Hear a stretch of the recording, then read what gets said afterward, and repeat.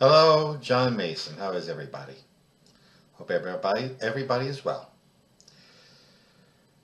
Recently, this past Sunday, that would be the 18th, I attended the opening rally, the opening assembly of the Philadelphia Gay Pride March at 13th and Locust in the heart of the neighborhood in Center City, Philadelphia. I have always admired the LGBT movement as a model for social movement organizing. The whole current LGBT movement in this country came about in the Stonewall riots of June of 1969, where in New York, in a crummy little mob-owned bar called the Stonewall, the patrons there, mostly young street hustlers and drag queens, fought against the raid by the police. One of those harassing raids they dealt with forever, earlier in their earlier eras, and they fought back against riot police. And that was the jump start of this vast social movement. During that time, about, I'd say, estimated 45 more or less years, the movement has had setbacks and failures, such as in 1977, the anti-gay referendum pushed by Anita Bryant in Miami-Dade, which prohibited same gay people from from working as teachers. And since then, there have been other anti-gay referenda, anti-gay campaigns, such as those prohibiting same-sex marriage.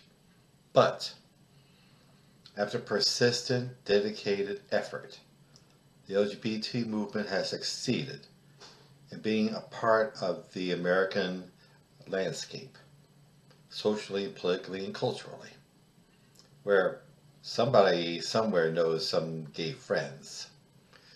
And now we've reached a point where some elected officials have come out as gay or bisexual, some even transgendered. And also, they've had such successes as allowing LGBT people to serve in the military and same-sex marriages.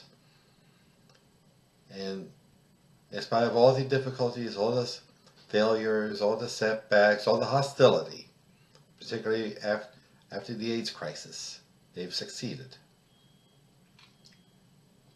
Now, another thing that concerns me is Trump care. The House so-called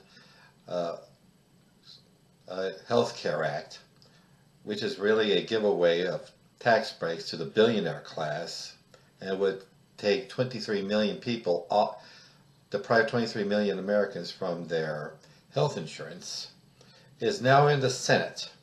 And at least 4 Republican senators have said they come out against it. But my fear is that some variation of the thing will go through, and it would be, even though not as bad, but still very bad for American people. Americans who need health insurance, which is everybody. In the plan pushed through the House, like I said, an estimated 23 million people will lose their health coverage. And you can bet that's an undercounting, an underestimation. Government statistics always do that, undercount, underestimate.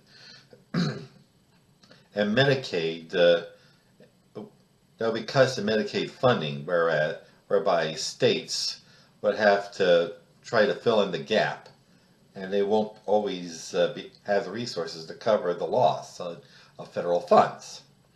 So we must all come together to oppose the Trump health care plan.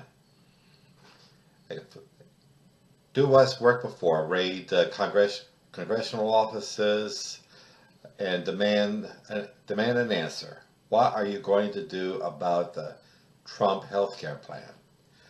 And my feeling is, it's just as important to have a proposal to an alternative to the Trump health care plan, and that is a single-payer health insurance system, as in Canada. Medicare for all, where every man, woman, and child in this country is covered with health insurance, no matter what employment they have or lack of employment. And it's worked in Canada. It started small in Canada, started in the province of Saskatchewan, and gone to the other provinces in Canada. And something like that could work here. I've heard of movements in Pennsylvania for health insurance coverage for people in Pennsylvania. And it could spread to other states in the Union. Such a proposal, health insurance for all, is promoted by one of my favorite groups, the Democratic Socialists of America, DSA. Look them up on dsausa.org. And there's other campaigns that we have to engage in to fight the Trump agenda. But we can do it. We have to do it. America's future is at stake. And since we remain the most significant and powerful nation on the planet, it is incumbent for us, for the rest of the world, to stand up to Trump and again be an even greater nation than we've been before. Thank you. Have a good day.